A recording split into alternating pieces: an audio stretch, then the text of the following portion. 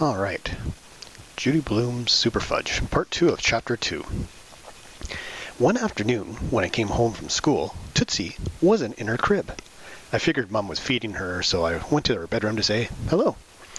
Mum was lying on her bed with her hands over her eyes. "Hi," I said. "Where's Tootsie?" "In her crib asleep," Mum muttered. No, she's not." "Of course she is. I just put her down a few minutes ago." "I looked in her crib, and I'm telling you, she's not there." Mum took her hands away from her face. "What are you saying, Peter?" "Mum, Tootsie's not in her crib. That's all I'm saying." Mum jumped up. Then where is she?" We both ran down the hall and into the area where we used to eat. Mum looked into her crib, but Tootsie was not there. "Oh, no!" Mum cried. "She's been kidnapped." "Who'd want her?"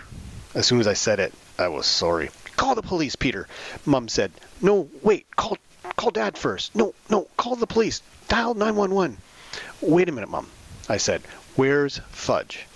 "Fudge? Well, he's in his room, I guess. He was listening to tapes when I went put Tootsie down for a nap." She looked thoughtful for a minute. "You don't think—" We raced down to Fudge's room, and he was sitting on the floor, playing with his Matchbox cars, listening to Puff the Magic Dragon. "Where's Tootsie?" Mum said. "Tootsie?" Fudge asked, sounding a lot like me when I'm trying to get out of answering a question. "Yes, Tootsie," Mum said louder. "Oh, she's hiding," Fudge said. "What are you talking about?" "We're playing a game," Fudge told her. "Who's playing a game?" Mum asked. "Us," Fudge said. "Me and Tootsie." "Tootsie can't play. She's too young for games." "I helped her," Fudge said. "I help her hide." "Fudge," Mum said, and I could tell that in another minute she'd really let him have it. "Where is Tootsie?" "I can't tell you. She'll be mad." Just as my mother was about to explode, I had an idea. "Let's play hot and cold," I said to Fudge. "You follow me, and when I get close to Tootsie, you say hot, and when I get far away, you say cold. Get it?" "Oh, I like games," Fudge said. "Okay, ready?" "Ready. Let's go." I walked down the hall to the living room. "Cold, cold, cold," Fudge sang.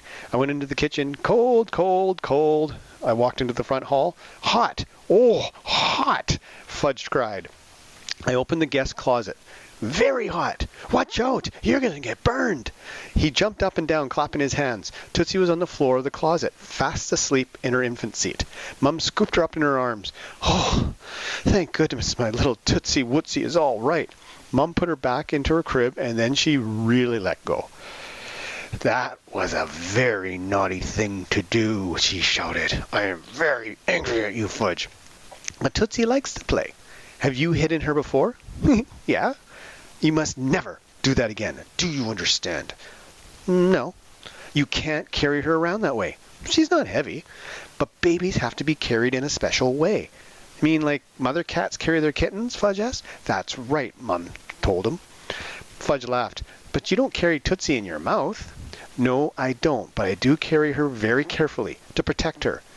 "Do you love me, Mummy?" "Yes, very much." "Then get rid of Tootsie," Fudge said. "I'm kind of sick of her. She's no fun." "Someday she'll be fun, and she'll be able to play hide and seek with you, but you have to wait. She's not ready yet." I don't want to wait. I want you to get rid of her. Now." "Tootsie is our baby." "No, I'm your baby. You're my little boy." "No, I'm your baby." "All right," Mum said. "You're my baby, too." Then pick me up, like you do to Tootsie." Mum opened up her arms, and Fudge jumped up into them. He rested his head on Mum's shoulder, shoved his fingers into his mouth, and slurped on them. I know it's stupid, but just for a minute, I wished I could be Mum's baby again, too. After that, whenever we had company, Fudge tried to tell Tootsie, "You like the baby?" he'd ask. "Oh, yes, she's adorable. You can have her for a quarter." When that didn't work, he tried to give her away. "We have a baby upstairs, and you can have her for free," he'd say to anyone on the street. When that didn't work, he tried to pay someone to take her away. "I'll give you a quarter if you take her to your house and never bring her back." He tried that with Sheila Tubman. "My mother told me when I was born, Libby wanted to get rid of me too," Sheila said. Who could blame her, I thought. But she got over it, and so will you, she told Fudge. Fudge kicked Sheila. Then he ran down the hall, and Sheila stood over Tootsie's crib. Lucky for her, she didn't look like, sorry, lucky for her, she doesn't look like you, Peter. What's that supposed to mean? I said. Look in the mirror sometime. Coochie coochie coo, she said to Tootsie. We talked to her like she's a regular person, I said.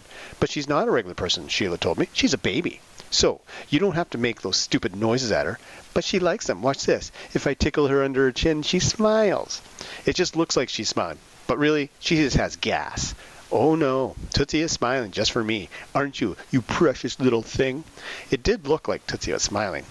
But why would anyone smile at Sheila Tubman? Even a baby. That night, Fudge climbed into Tootsie's crib. I'm the baby, he said. Goo goo gaga. Daddy lifted him out of the crib. You're a big boy. You sleep in a big boy bed. No, I'm not a big boy. I'm a baby. Wah, wah, wah. I decided it was time to have a little talk with the kid. So I said, hey, Fudge, you want me to read you a story? Yes. Okay, get into bed and I'll be right there. I brushed my teeth and put on my pajamas. When I got to Fudge's room, he was sitting up in bed with his favorite books spread across his lap. Arthur the Anteater. Read, he said. I sat down next to him. Aren't you tired of acting like a baby? I asked. No. I thought you wanted to be like me. I do. Well, you can't be a baby and be like me, too. Why not? Because babies can't do anything. They just eat and sleep and cry. They aren't even interesting. Then why does everybody think Tootsie's so great? Because she's new. They'll get tired of her pretty soon. It's better to be older. Why? We get more privileges. What's privileges? It means we get to do things she can't. Like what? Like staying up late and watching TV and all sorts of things. I don't get to stay up late. You do. That's because I'm the biggest brother. But you'll get to stay up later than Tootsie. When? When she's 4 and you're 8. And then you'll get to stay up a lot later. And you'll go to school and you'll know how to read and write and she won't. And, read, Fudge said, sliding down under the covers. Will you stop trying to be a baby, I asked. I'll think about it. Well, that's better than nothing, I said. Fudge fell asleep before I even finished the book. I pulled up his covers and turned out his light. And then I went into his bedroom and studied myself in the mirror. What was Sheila Tubman talking about? I looked the same as always. And why did she think Tootsie was lucky not to look like me? Unless it was my ears. Lately they seem big. I tried holding them flat against the side of my head. Not bad. I thought, maybe I could tape them back every morning before school. But that'd take a lot of trouble. If I grew my hair longer, I could hide them. Yeah, that's what I'll do. I'll grow my hair until my ears are covered. I yawned. When I yawn, while I'm looking in the mirror, I can see my tonsils. I went to my room, got into the bed, and fell asleep. Who cared what Sheila Tubman thought about it anyways?